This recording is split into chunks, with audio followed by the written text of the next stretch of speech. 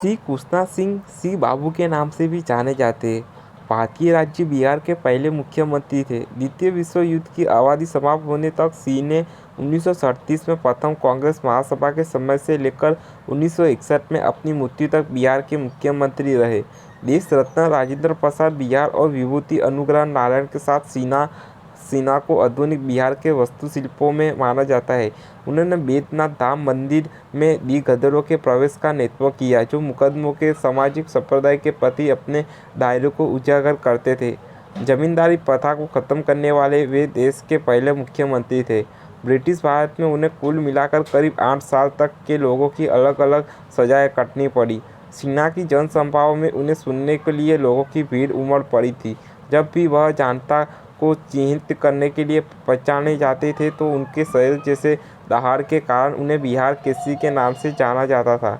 उनके घनिष्ठ मित्र और कट्टर गांधीवादी बिहारीवादी विभूति एन सिन्हा ने अपने निबंध में लिखा है कि 1921 से बिहार का इतिहास श्री बाबू के जीवन का इतिहास है। भारत के पूर्व राष्ट्रपति प्रतिभा पाटिल सिन्हा और प्रधानमंत्री जवाहरलाल नेहरू के बीच आदान प्रदान के पत्रों पर फ्रीडम एंड बियॉन्ड नामक पुस्तक का विमोचन। नेहरू और सिन्हा के बीच में आज़ादी के प्रारंभिक वर्षों में भारतीय लोकतंत्र बनाना, केंद्र राज्य सत्ता हासिल करना, राज्यपाल की भूमिका, नेपाल में स्वतंत्रता संग्राम, जमींदारी संप्रदाय और शिक्षा परिदृश्य जैसे विषयों को छुआ गया है।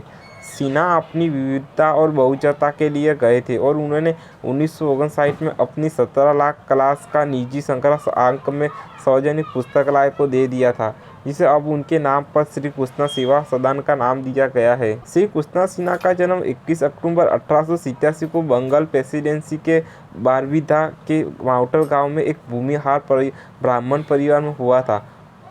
जब वह 5वें वर्ष के थे तब उनकी मां, जो एक धार्मिक विचार वाली व्यक्ति थी, मृत्यु हो गई। उनकी शिक्षा गांव के स्कूल और शिक्षक के जिला स्कूल हुई। 1906 में वे पटना कॉलेज में शामिल हुए, जो उस समय कलकत्ता विश्वविद्यालय के एक सहयोगी थे। उन्होंने कलकत्ता यूनिवर्सिटी से मास्टर डिग्री और फिर पटना यूनिवर्सिटी से लॉ डॉक्टर की डिग्री हासिल की। 1915 में इंस्टीट्यूट ऑफ टेक्निक का शुरू किया।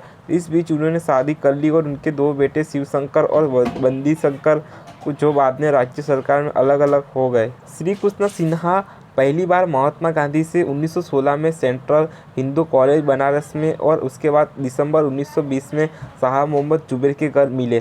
हथियारों में उन्होंने भारत को ब्रिटिश शासन के मुक्त करने के लिए लगातार काम करने की क्षमता हासिल की। गांधी जी के असहयोग आंदोलन में भाग लेने के लिए उन्होंने 1921 में बॉयकॉट छोड़ दिया। 1922 में उन्हें पहली बार जुबैर के घर से गिरफ्तार किया गया और कांग्रेस द्वारा गिरफ्तार किया गया। सेवा दल को अवैध घोषित कर दिया गया। इसके लिए वे लोग बिहार केसरी के नाम से जानते थे। 1923 में उन्हें जेल से रिहा कर दिया गया और तुलसी जयंती के दिन सेंट्रल स्कूल खड़गपुर में भारत दर्शन नाटक का प्रदर्शन किया गया। उसी वर्ष अखिल भारतीय कांग्रेस कमेटी के सदस्य बने। 1927 में सिन्हा विधान परिषद के सदस्य बने और 1929 में बिहार प्रदेश कांग्रेस कमेटी के ज्वालामुखी बने। 1930 में गढ़ापुर में स्मारक में उन्होंने महत्वपूर्ण भूमिका निभाई। गिरफ्तार किए जाने के दौरान उनके हाथों और छाती पर गंभीर निशान लगाए गए। उन्हें 6 महीनों तक कैद रखा गया और फिर संविलियन किया गया। अवाता आंदोलन, इस दौरान उन्हें फिर से गिरफ्तार कर 2 साल के लिए जेल में डाल दिया गया। गांधी इरविन समझौते के बाद उन्हें रिहा कर दिया गया और उन्होंने फिर से अपने राष्ट्रीय कार्य और किसान सभा के साथ काम करना शुरू कर दिया। 9 जनवरी 1932 को उन्हें 2 साल को कठोर कारावास और महाकवियों की सजा सुनाई गई। अक्टूबर 1933 में उन्हें हजारीबाग जेल से रिहा कर दिया गया। वे 1934 के नेपाल बिहार भूकंप के बाद राहत और संख्या में शामिल थे। वह 1934 से 1937 तक फ्लोरिडा जिला परिषद के अध्यक्ष रहे। 1935 में वे बिहार प्रांतीय कांग्रेस समिति के अध्यक्ष चुने गए। 1953 में वे केंद्रीय विधानमंडल के लिए चुने गए।